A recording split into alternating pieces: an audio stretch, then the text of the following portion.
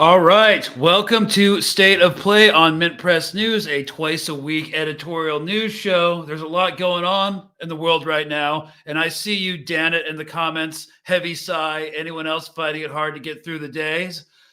Yeah, it's 2024, and if you like this now, just wait till 2025. Y'all gotta find a way to resume your social lives and your hobbies and stuff in order to just maintain your sanity. I know it's tough. I'm probably just gonna be very irresponsible and hedonistic this weekend, and that's my way of doing it. There are better ways of doing it, but this is the way. This is the life I've chosen. So there's a lot going on in the world right now.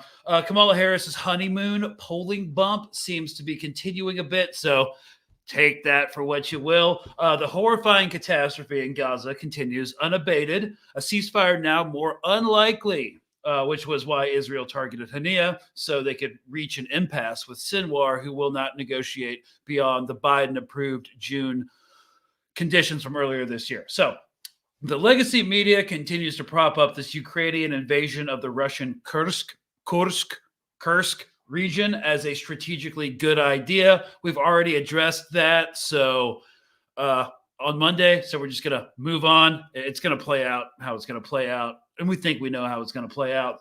So Bangladesh, Venezuela, still popping off and on and on. And yes, it's harder to get through the days. Instead of focusing on a single story, we are going to talk about the good old-fashioned American empire with a former U.S. Army intelligence officer who worked at three-letter agencies in Washington for years. It's going to be a long interview about all the corruption, the growing disillusionment, the war crimes, and imperial decline. Bracing stuff, really. So it's a long one. So we're going to do the plug, then jump right in. The plug is, look, we're at a non-corporate media independent newsroom. We've been demonetized on everything. So if you want to help us out, Patreon. There'll be a link in the description. We appreciate it. If not, because you're getting nickel and dime by this increasingly difficult world to live in, just like the live stream to send it up in the algorithm, and we're just glad you're here. So, all right, if you're looking at this Afghan footage, well, we're going to be talking about that. So at this point, we have a clear understanding of the fundamental mechanism behind U.S. foreign policy. The use of hard power, including the threat or actual deployment of military intervention and economic sanctions to contain and isolate perceived rival powers such as Russia, China, and to a lesser extent, Iran and the axis of resistance. For those familiar with the disinformation operations of Western legacy media and intelligence agencies, it is incredibly evident that the U.S. hard power is experiencing an unprecedented decline. The sheer inertia behind the United States empire will ensure a measure of global dominance for the foreseeable future, but we have passed the event horizon. You know, the event horizon around a black hole. Once you pass it, you can't escape the gravity. So we passed the event horizon, and its decline is inevitable. From a military perspective, this decline was accelerated by the ironically named Global War on Terror, during which the United States engaged in 2 highly visible contingency operations in Iraq and Afghanistan, along with multiple low visibility covert actions in Libya, Somalia, Syria, Yemen, etc., all under the pretenses that were at best highly questionable and at worst outright criminal. So everyone except the military industrial complex lost in the war on terror. Top defense firms spent $1 billion in lobbying during the Afghan War and saw a $2 trillion return on investment. So the war shifted America's warfighting industrial base from one that focused on high-intensity conflicts requiring the rapid mass production of equipment, vehicles, and munitions to one centered on specialized research and development contracts for weapons that will likely remain only as theoretical deterrents. After all, the real money lies in the latter focus: long, heavy-duty research and development contracts, not bombs. The war on terror is also widely credited as a significant factor behind the ongoing and worsening recruiting crisis in the United States military. According to the Modern War Institute at West Point, the, quote, ghost of the GWAT, Global War on Terror, unquote, continues to haunt the U.S. military, serving as a cautionary tale of misguided and violent foreign policy. So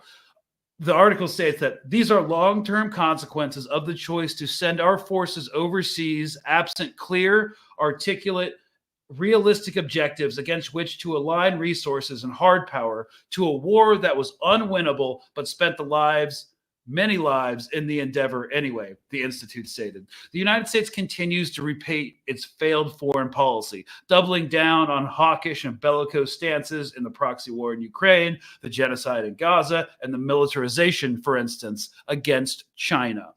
This systemic cascade failure will only further isolate the younger generations from military service and alienate existing experienced service members, one of who we're going to talk to tonight, who got out because of all of this last year.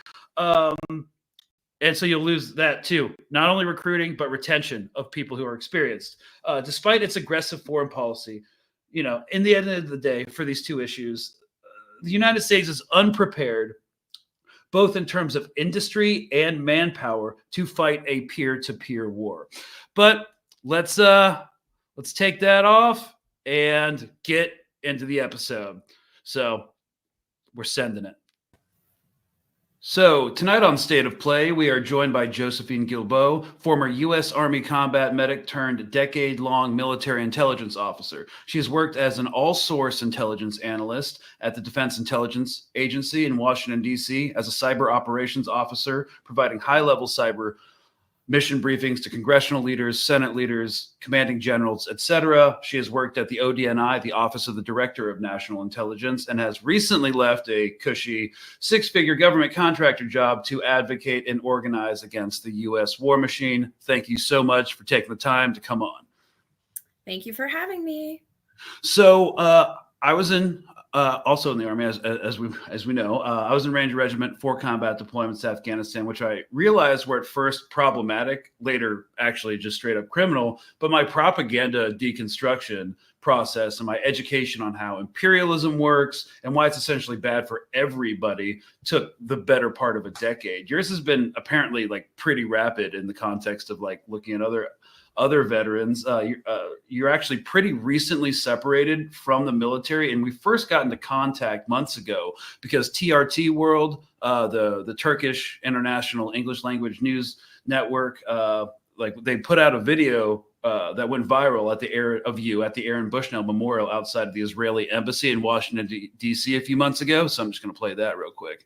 Technology that we can see exactly who's in these locations and buildings. So they're targeting and bombing homes, knowing who and how many children were actually inside. My name is Josephine Guilbeau. I'm a 17-year Army veteran.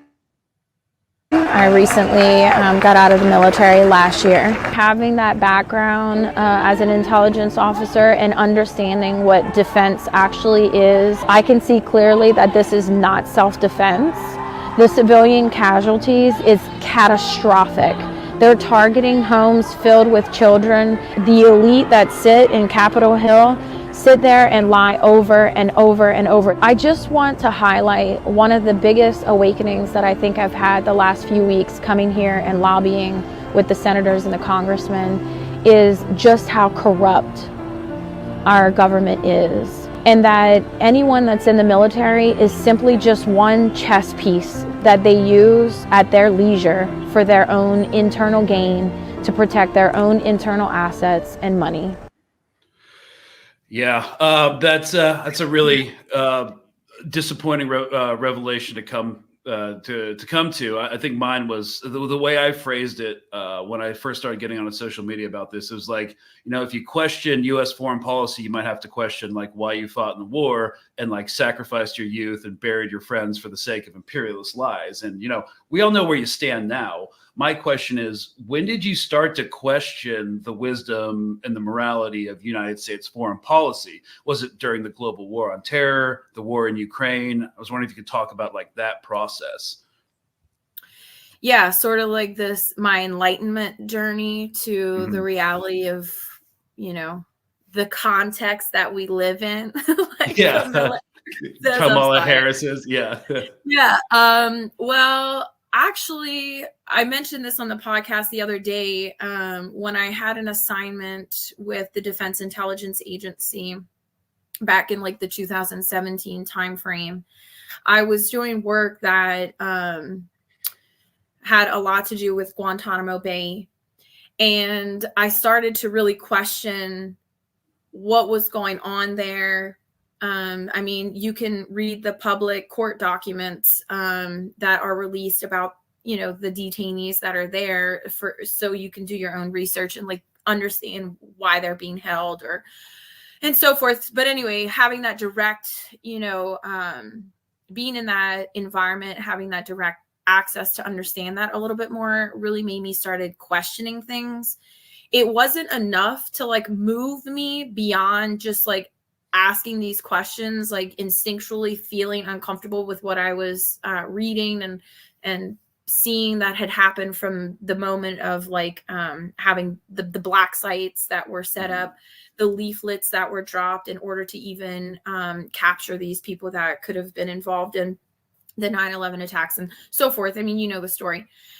So that's when I started following media outlets from all over the world. I hadn't done that before. And so this made me want to start knowing more about what was actually going on in other countries, not even only the Middle East, but I started following just other media outlets. Like I said, Ireland was one. And I'm talking about very local channels.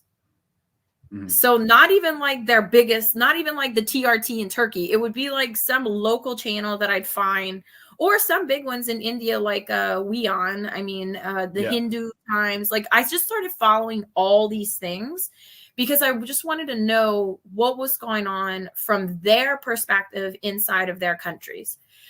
So years and years passed, and I don't think anything drastically had happened since then, I guess, since 2017, with the exception of us pulling out of Afghanistan, which is, is like horrendous in the way that they did it. And not that I think it was wrong that we did it. We should have been out of there way sooner. We should be out of there in total. The whole Middle East, we should not have any troops there. We shouldn't have like 80 bases across the globe, period. But I digress on that. So that is sort of when internally I started asking questions. But at the time I was a single mother. I had a daughter that I had to like financially take care of. So I wasn't in a place, I guess, to be able to allow my questions to actually go further than just questions until October. After I started seeing those images on these social media platforms that I had been following before, that's when I really woke up to, what's going on in the Middle East. But if you rewind a little bit more, my awakening to what's going on as far as like us being this military industrial complex that wages wars everywhere, that profits the elite, and we destroy communities, we destroy cultures, we destroy indigenous people, we destroy water, we destroy land. I mean, we destroy everything. That came to me more during what started happening in Ukraine. I started doing a lot of research about what the Donbass People's Republic had been requesting from the Ukrainian government, and just how divided the West and the East of Ukraine was, because people had been living underneath the Soviet Union for decades and decades. And so they identified themselves still at this point. I mean, it's only been what, 1990 is when they were, released from the Soviet Union or Russia's charge. But I started realizing that this wasn't even about Russia and Ukraine so much as it was about this population of people that live in Ukraine that weren't being treated fairly by their own government, because they still identified as Russians, because they still supported the Russian culture, they still spoke Russian language, which Ukraine tried eliminating from public schools, and saying that they would cut funding to the public schools of that area if they didn't begin to start speaking in Ukrainian language. And so I was like, wait a second, something wasn't right here. So I did all my research. I figured it out. And then I started listening to what our senators say, which would be great if we could even have had a clip to show here, because our senators are not even hiding the fact that they want to shed Ukrainian blood over American blood. They don't even hide it. They say it. They are trying to degrade Russian capabilities through using Ukraine as a proxy. So we talk about proxies. Iran has proxies. Hezbollah, the Houthis, Hamas. We have proxies. We have proxies too. Yeah. It's like, just because the proxies we use are considered a sovereign state doesn't make it any different than the fact that we use proxies. We're borderline about to use Japan as a proxy against China. And they don't want that. The citizens do not even want us to have a military base there, much less have another base. Blinken just went there and announced they're talking about building another base there. And it's like the citizens don't want us there. We dropped nuclear bombs in their country. They don't want us there. So anyway, so all these things started happening. But the true awakening moment for me, that, all this led up to, that was following those social media outlets from these like thoughts that popped in my head in 2017, and being able to see the raw footage on the ground. That's when I was like, no way, I can't support this. Absolutely not. Yeah. And I thought it was interesting you brought up starting to follow open source information, because we both in various degrees been plugged into the intelligence synchronization cycle. And when you get handed some piece of intelligence, because for the audience, intelligence is not just random data, it's information that's been curated, it's been analyzed, it's been processed in a way that can be presented and digested. So by the time you get it, you think like, oh, this might actually be legit. But sometimes it's just as biased as the news media, because especially during the global war on terror, and now there's a big system failure about Islamophobia when it comes to interpreting like who is a target, who is a combatant, who is not. Yes. Yeah, I think it's important that we talk about how the intelligence community in and of itself is biased based on that individual's programming, just their own internal programming. Like myself, I've joined the military in 2006. I was 18 years old. I was just out of high school. I came from like a very poor, upbringing. I didn't have money for college. That was why I joined. I knew I wanted to go to college. I'm the first person in my family to get a bachelor's degree. My parents didn't even graduate high school. So you can imagine, like, this was the card that I was dealt to choose. And I didn't travel to any other countries.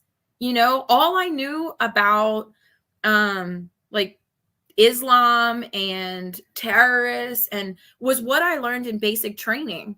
And that's when the brainwashing begins, because they teach you to, you know, think that anyone that looks like someone from the Middle East or speaks like someone from the Middle East is a terrorist.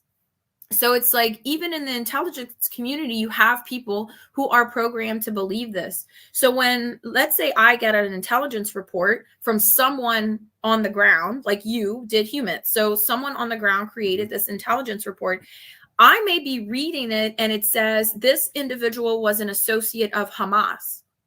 And so in my mind, my program mind, I'm like, well, surely if the word associate must mean that they are also guilty. But the reality is that person on the ground could have, the word associate could mean that the guy went by bread from the cousin of a commander that is in the Hamas political group. So we only see these words and take it at face value, when the reality is that person could be totally innocent of anything else. They were just at the wrong place at the wrong time, spoke to the wrong person. They didn't know. I mean, so even in the intelligence community, you have people who are believing, you know, what Israel is saying, because Israel is really providing a lot of intelligence to our community, our intelligence community. And you already know their reports are totally biased. So we have our own intelligence community that really needs to go through their own awakening of what's happening. So yeah, it's screwed across the board. Yeah, it's the entire culture as well. And when you obviously you got out slightly before the October 7th kicked off, but you still have contacts and you still have friends within that sector. What are their views? People aren't a monolith. I mean, I feel like there are people that are on different pages of things.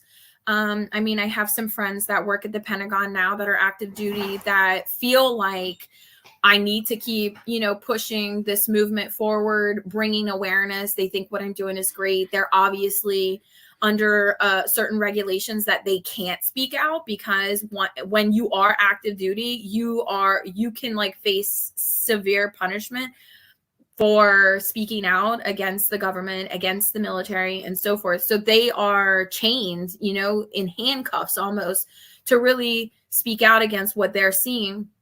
But then I have some other, you know, former colleagues, like I was mentioning to you before we started this, is that truly believe in their core and in their brainwashing that what is happening is because of Hamas, that children dying is collateral damage, and that, you know, everything that we're seeing is because of extremists in the Middle East. So, I mean, I'm really getting it from both ends.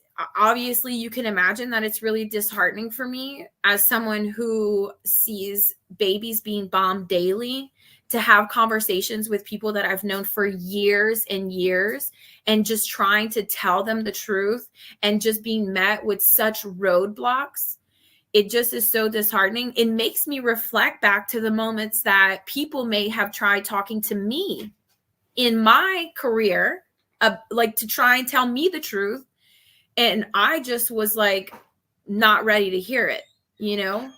I mean, I think for me, the thing where I started to question everything that was going on was the drone strike policy in Afghanistan, because, you know, my sister was in college at the time, and she's like, "You're in JSOC. like, what the hell are you guys doing over there? I was like, no, it's fine. Like, all these kinetic strikes are cleared by JAG, which is Judge Advocate General. They're lawyers. But as we talked about, like, how intelligence gets interpreted, I would do like a human intelligence collection report, or like SSC report, which would say like, this was this guy's associate. Then it would get sent up to you, the analyst, to kind of work it into the intelligence synchronization process, refine it, analyze it, interpret it, then present it. And by the time it gets to the lawyer to clear the kinetic strike, it's utter crap. It could be like anything.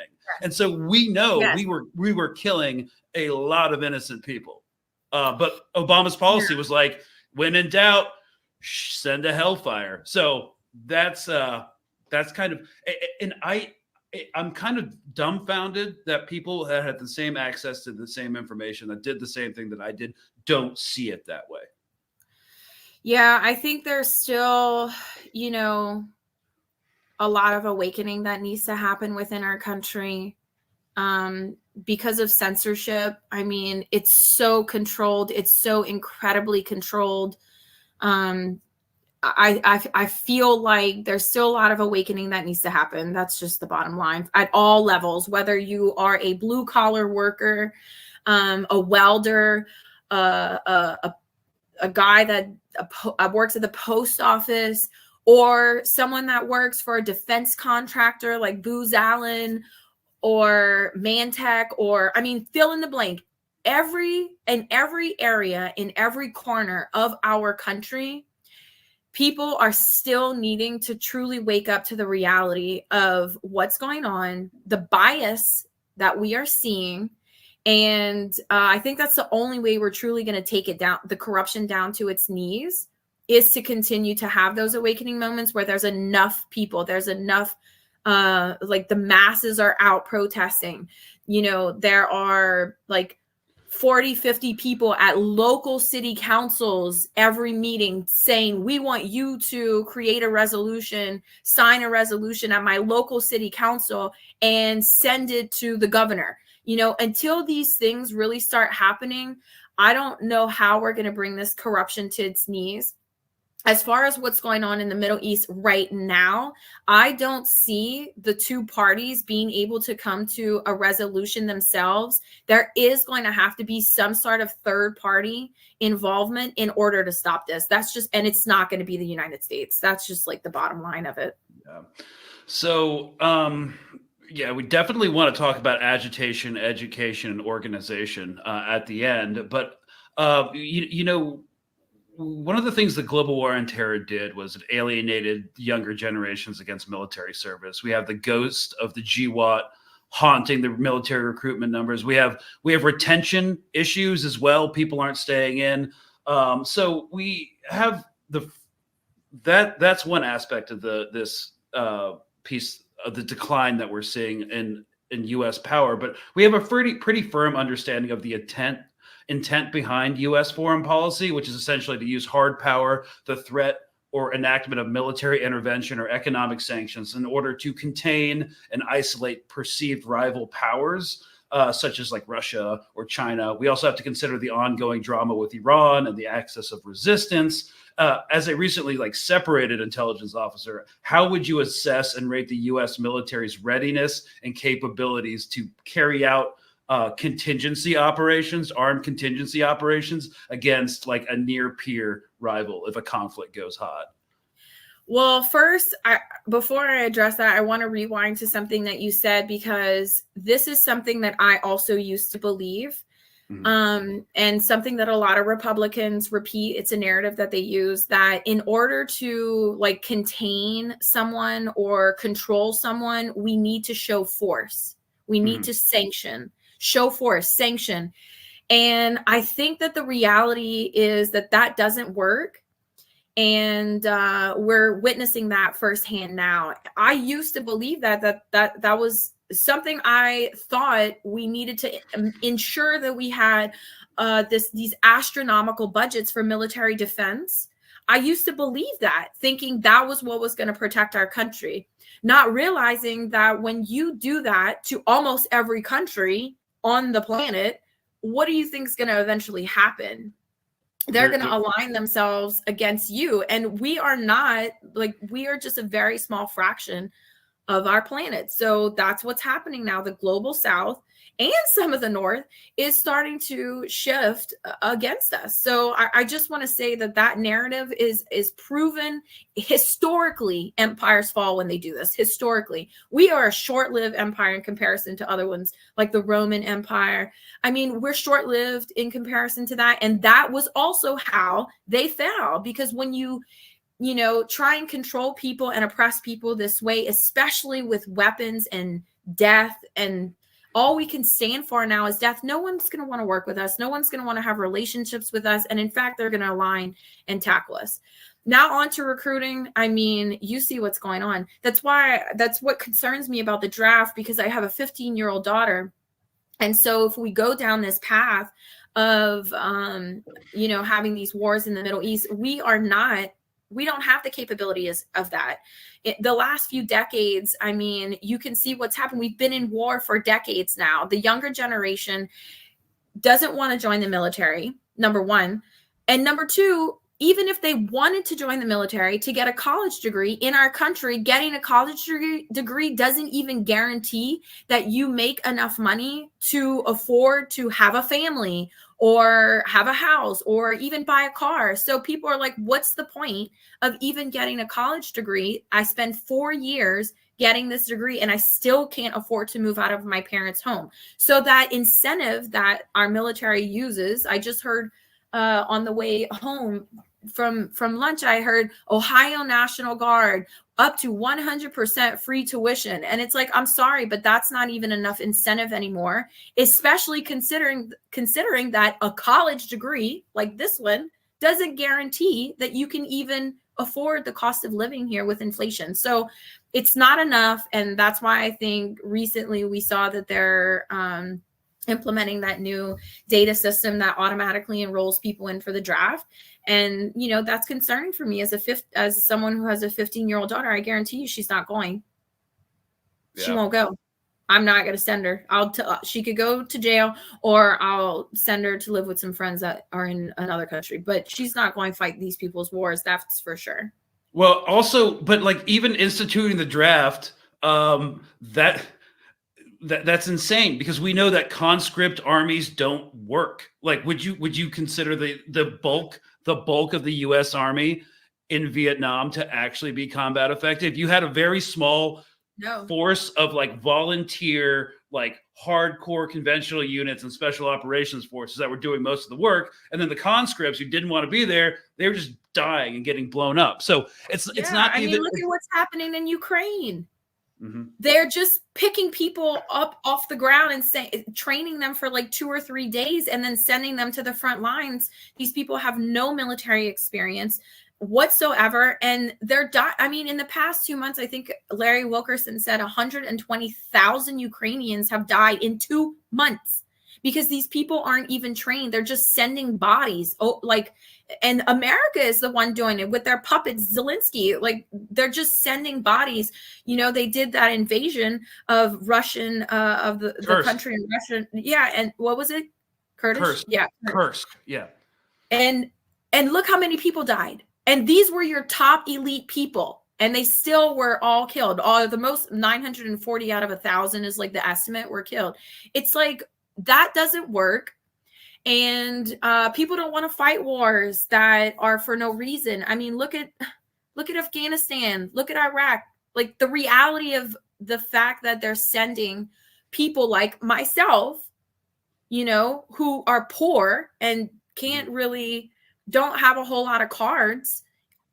They're just sending us to die. Do rich people send their kids to die? Do rich people send their kids to join the military? I mean, more likely, no. They send poor working class, lower income people to die for their money.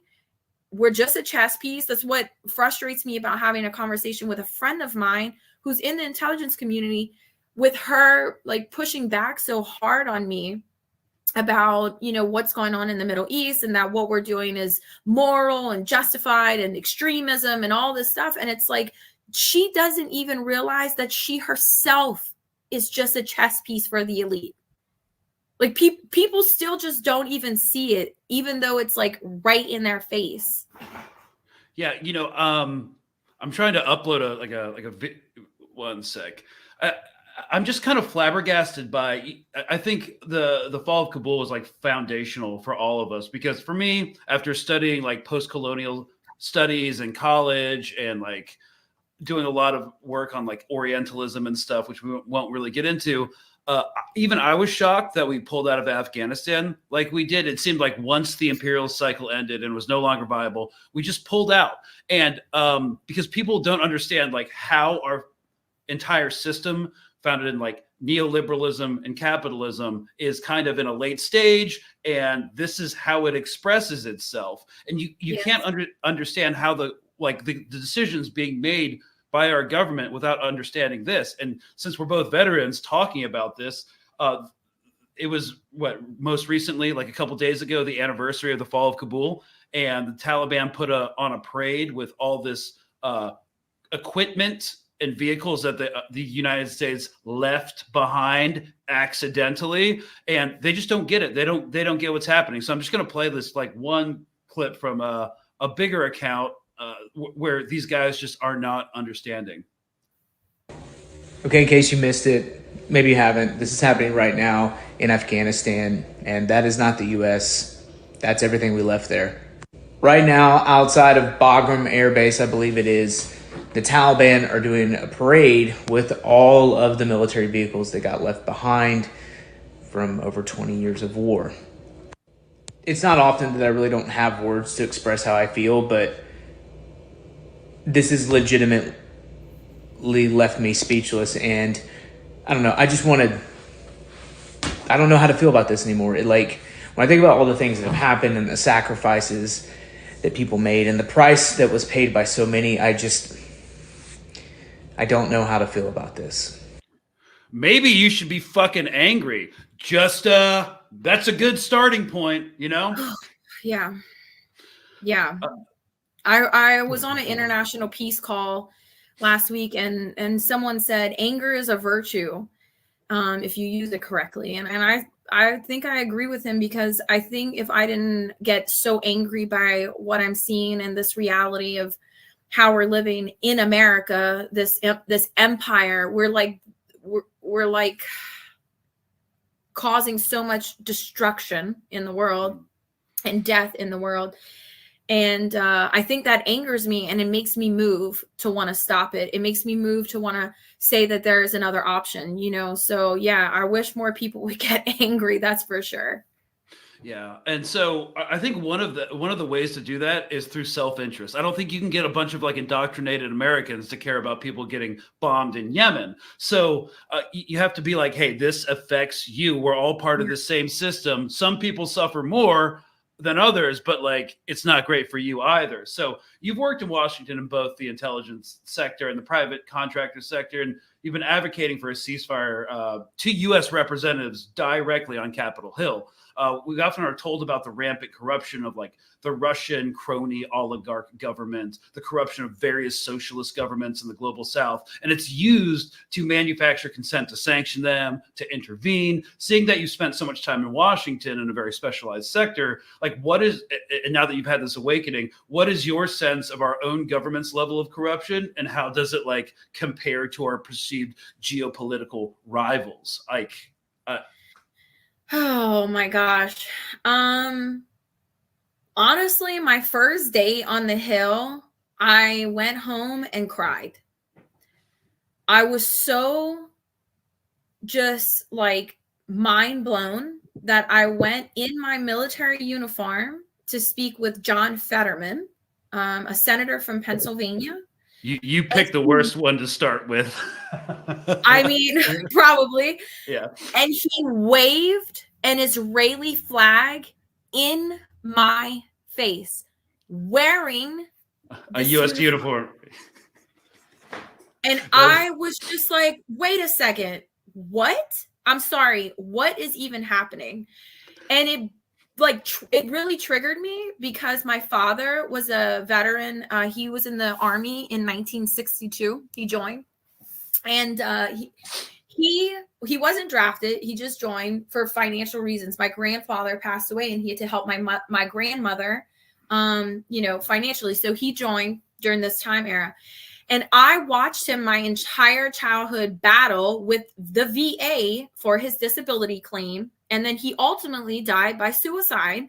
And when I went through all the medication after, cleaning up everything, I saw just like boxes and boxes of depression medicine, opioids that they were just like throwing at him. And that moment triggered me with John Fetterman, triggered me back to the reality of what I saw growing up and somehow dismissed. But the reality is they do not care about veterans. They do not care about our children. They do not care about the food that we eat.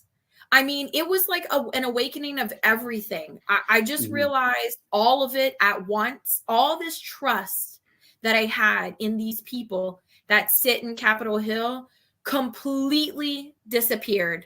It was like all of this truth just hit me in the face, and I let it, I really did. I took it in. It's devastating to find out that you don't have someone that's going to save you. You don't have someone that's looking out for your best interests. So, I mean, the level of corruption is so deep that, and I don't even know the way out without a total reset. Yep. Yeah. That is how corrupt it is. Yeah. I mean, these people are building bunkers. You wouldn't even need a bunker if you wouldn't be causing so much destruction and chaos. So once again, the American people and citizens across the world are paying the price for like a few hundred rich people. I mean, how can that even be sustainable? Well, it's not. It's not. So, in our last little segment here, they say there's three tenets of like creating social change. There's agitation, education, and organization. So the DNC is coming up. I'll be there. I'll be there to cover it for Mint Press News, and that's like to kind of work through this. That's the agitation. We're gonna create disruptions. We're gonna be the annoying anti-war protesters that are like ruin everyone's day, making them less relaxed, making them actually have to think about what's going on. And that's where the education comes in. And that's something you can do in your personal life. And then eventually we are going to have to organize. So one of the things I was thinking about with this is eventually like starting to think of like strategies that would actually really work. Growing up as a privileged white liberal, like literally like the most. I grew up in a New England boarding school on the Northeast coast. I got expelled, ran off. I had my own family issues. I was like, I have to get out of here, and I'm not going to be controlled by this money. So I joined the Army so I could have my own college paid for, my own benefits, because as a rich kid, I didn't have a skill set. I was just like, I can't do anything except be a little shithead.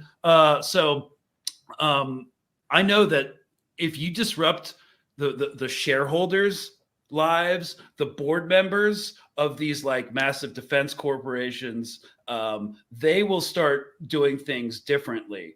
The politicians are kind of like the middlemen between like who's really making policy, who's really telling us who is good and who is bad. So just a hot take, because I know you're really into organizing and like rallying the troops more so than I am. I think you have a better logistical skill set for that. Is to actually target. Thank you. That was the one thing I got as an officer, right? Yeah. The one thing I got as for being an officer, like, thank God, right? That was one thing I got the skill to be able to logistically plan things. Yeah, I kicked down door. So I think targeting the actual board members, the shareholders of these super PACs and of the corporations is something to think about going forward as well. I agree. I agree. I think that like Veterans for Peace right now, they're issuing certified letters to a lot of these different companies like General Dynamics, for example, Boeing.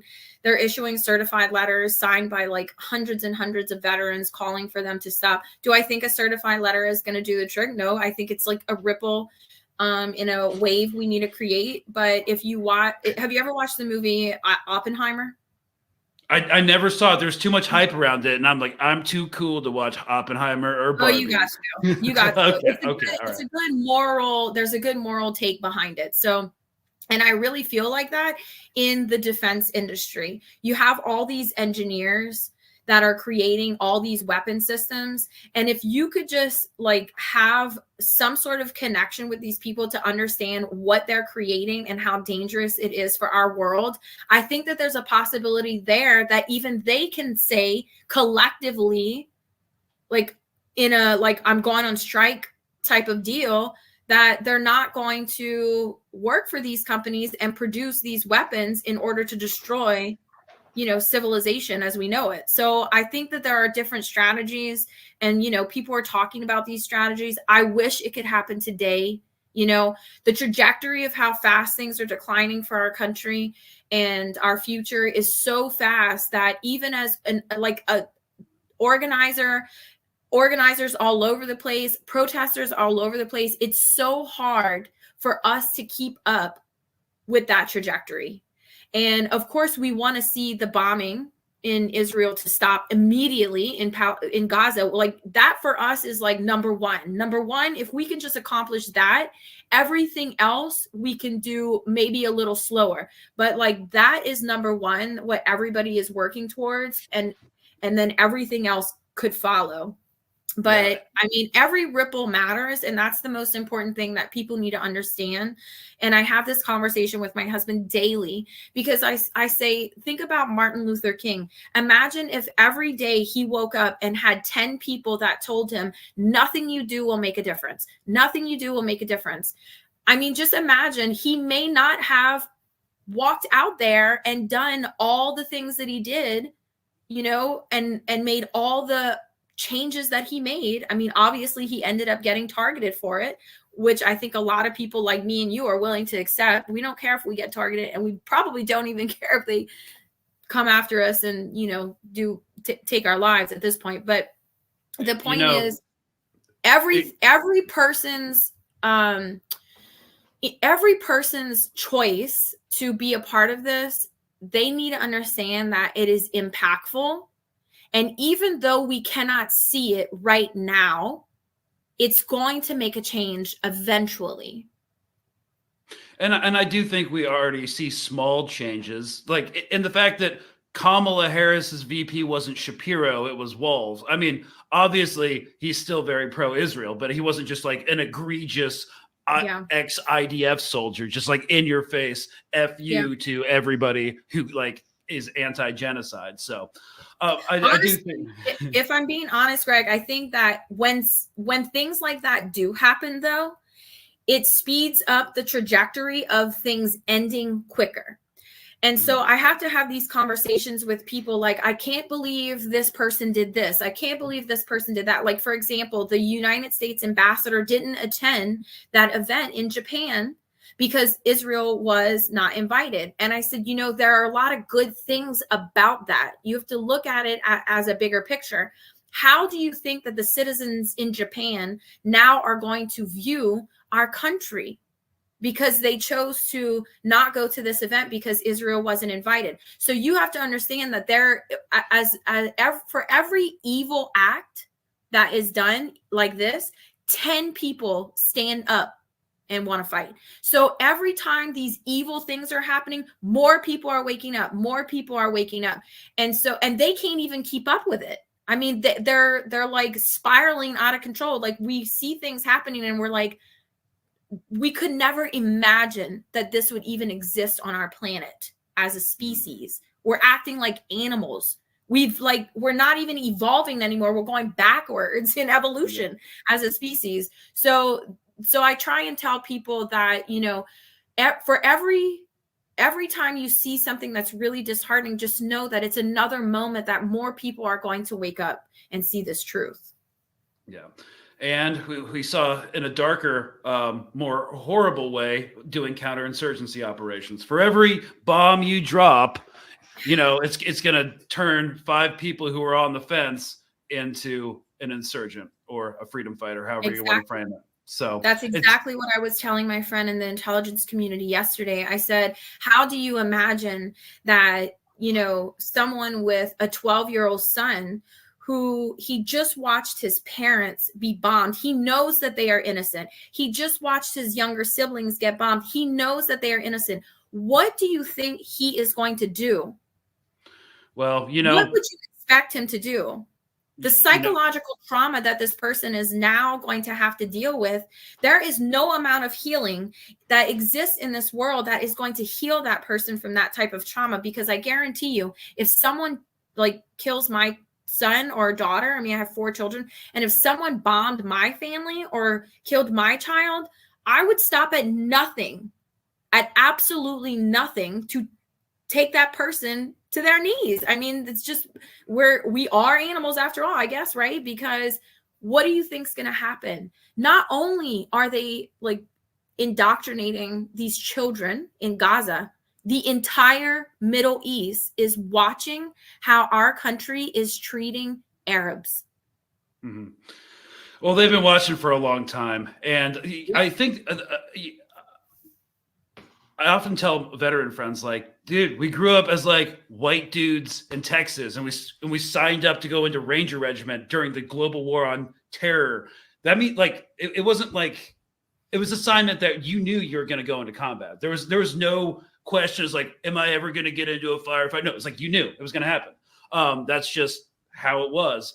And nobody was trying to take anything from us. So if we lost everything, I'm sure you wouldn't do anything. I think it stems from this level of dehumanization where you don't see Muslims as people because of generations of cultural conditioning. Yes. So think about what year did you go through basic training? 2009. Okay, yeah. So it was still we were still kicking off, sending thousands and thousands of troops to Iraq during this time. Mm-hmm. And so just think about what we experienced. Who was the enemy that we were taught? Who were we taught was the enemy? I remember going through combat medic school in 2007 in Fort Sam, Texas, actually, near San Antonio. Fun times on the Riverwalk, by the way. But I remember the simulations were the urban ops, it was Iraq. There were speakers playing of the call to prayer and Arabic music, and everyone was dressed in, hijabs and turbans, and they were the enemy. Mm-hmm. So you think about this 18-year-old from Louisiana that hasn't went anywhere my entire young 18 years of life. My first experience of someone from the Middle East is that I need to shoot them. Yeah. Shoot them. If they look like this, you need to shoot them. If they speak like this, you need to shoot them. They are a terrorist. They are a terrorist. So now you have a whole generation of veterans and people, because imagine now I go home and I speak to my family members about what I just did, and I got to fight the terrorists. And so now my whole family believes they're terrorists because they don't know any better. They are trusting what I'm saying. I'm trusting what they're telling me. So it's just this cycle of dehumanization of people in the Middle East. And it all boils back down to the elite, Dick Cheney, Halliburton, Bush, going in there and taking their oil. And they still are taking their oil to this day.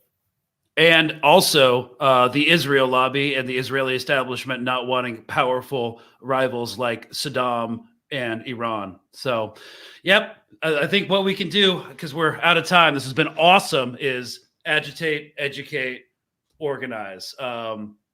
And you know what? Orientalism, as the Palestinian American professor Edward Said wrote in his book, Orientalism, the only way to justify imperialism and colonialism is by orientalizing people overseas as less than human, and you needing to civilize them. So continue to educate. Thank you so much, Josephine, for coming on. We're going to link your social. yeah, we're going to link your social in the description so y'all can follow her. She posts a lot of great content. Thanks so much. Thank you. All right. So that was our interview with Josephine, former military intelligence officer, spent years in the Washington apparatus and just is recently on the radicalization bandwagon since January. So just Vietnam backlash vibes. This is going to be going on for years, and people are still going to be coming on board. So no gatekeeping, no purity testing, only accomplishing of the mission. That's the other thing that matters. So, all right, y'all. And that is the dismantling of this oppressive, horrifying, increasingly fascistic neoliberal system. All right. Cool. Again, this is an editorial news show, so I'm just like riffing and editorializing here. So, Sean, suicide rates amongst vets are higher than KIA. Is this true? Oh yeah, I think that there was only like 2,900 soldiers killed in Afghanistan, like United States soldiers killed in Afghanistan. Suicide rates are so much higher. Oh yeah. If you do think about it, though, it's not all just from combat. A lot of people had joined the military because they had horrible, abusive childhoods, and they still had like lingering stuff from that, isolation from like abuse, and then military indoctrination is inherently abusive, and then the military is abusive. Then you go out into the American society after like being separated from it by war, and you come back and try to be a normal human again, and that's isolating, and then boom, suicide. So it's a combination of, yes, the military, but also probably some childhood reasons, some circumstances that brought you to the military in the first place. So okay, almost all people want is a world where we can live in harmony, enjoy our lives as much as we can with equality, peace, justice, fairness, compassion. Western governments have never wanted this. Yeah, you can blame it on capitalism and a number of other things. Territorial expansion and conquest and genocide did exist before, after the age of feudalism and the onset of capitalism, which was a response to that economic system, just like socialism was a response to the failures of capitalism. But there's nothing quite as violent and rapacious as this governmental economic system that we're currently witnessing the late stage form of. And people want to live in peace. They're brainwashed to think that war is the only answer. This takes time, and we see it. People are either brainwashed to think the war is the answer, or that they're too small to do anything about it. So they're just trying to stay in their lane, live their lives, take care of themselves, and not care. So I think as economic conditions continue to degrade, life becomes increasingly unlivable in America. People might start waking up again, which is why no gatekeeping or purity testing. Just like, come on board. The water's great. Here we go. Alienation, isolation, loneliness, total disconnection. That's neoliberal personality they expect you to have. It's utterly disgusting, ugly deformation. Yeah, totally. My first thing I majored in was anthropology, and how we've existed in this like America, this neoliberal America, with like an emphasis on the nuclear family, and once you're of age, you move out of your family's house, and you go at it alone, and you get married, and you have a car.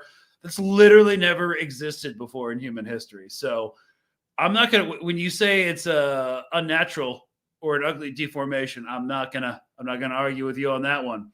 So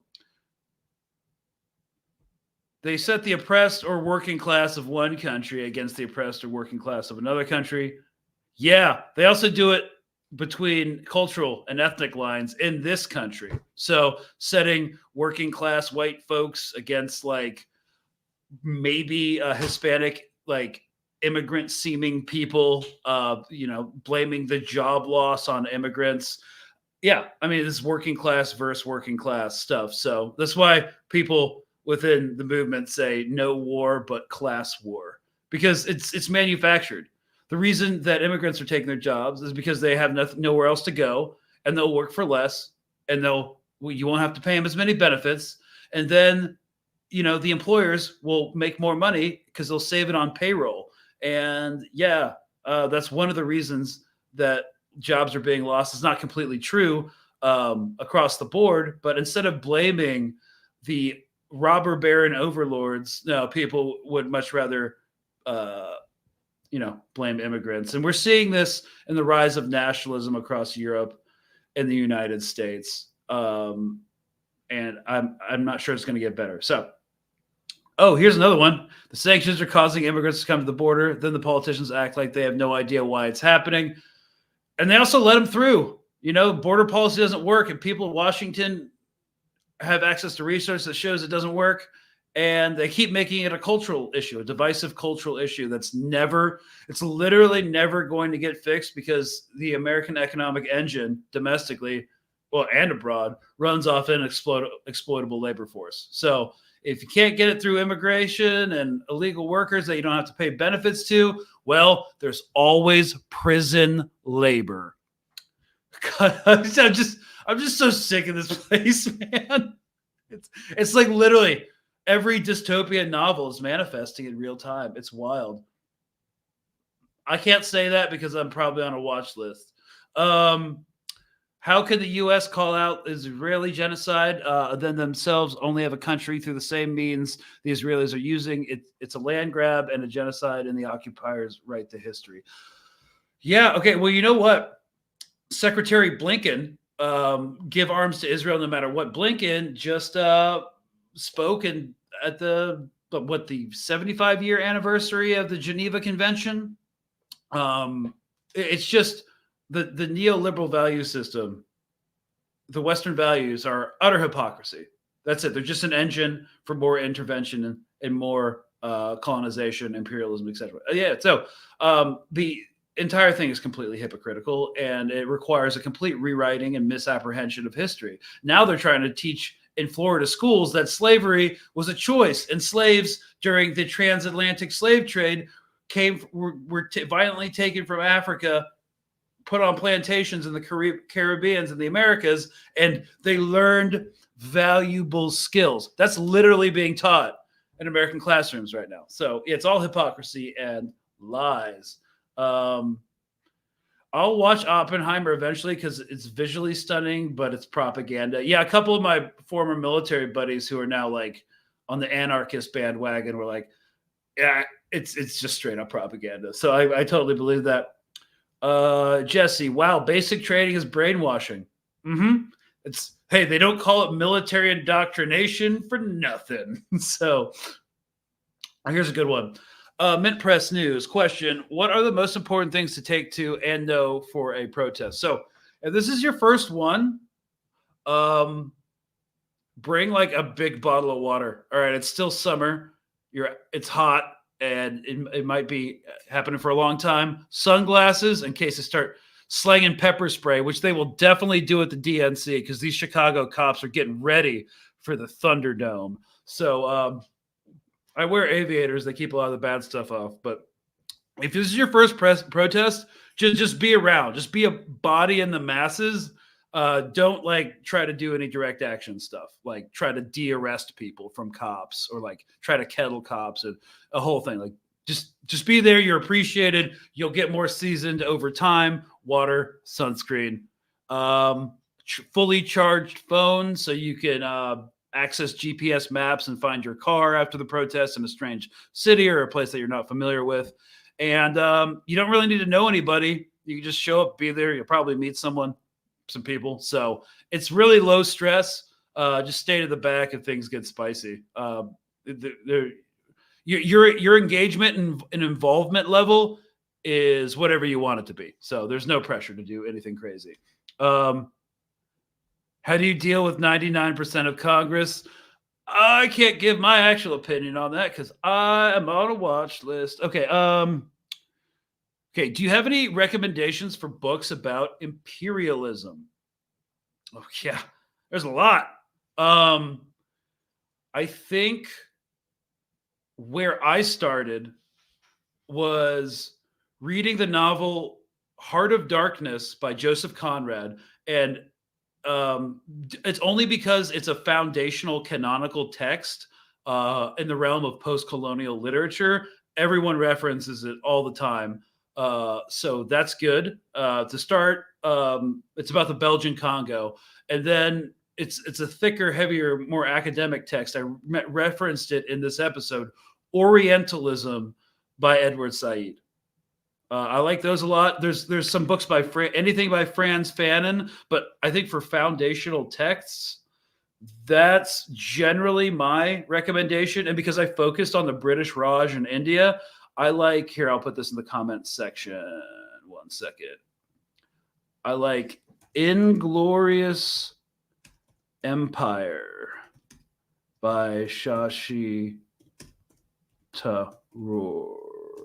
Sorry, I'm trying to like type and do this thing at the same time, but Inglorious Empire by Shashi Tharoor. So that's like my base 3 intro books, but everyone's going to have a ton of opinions about this. That's just what I'm thinking.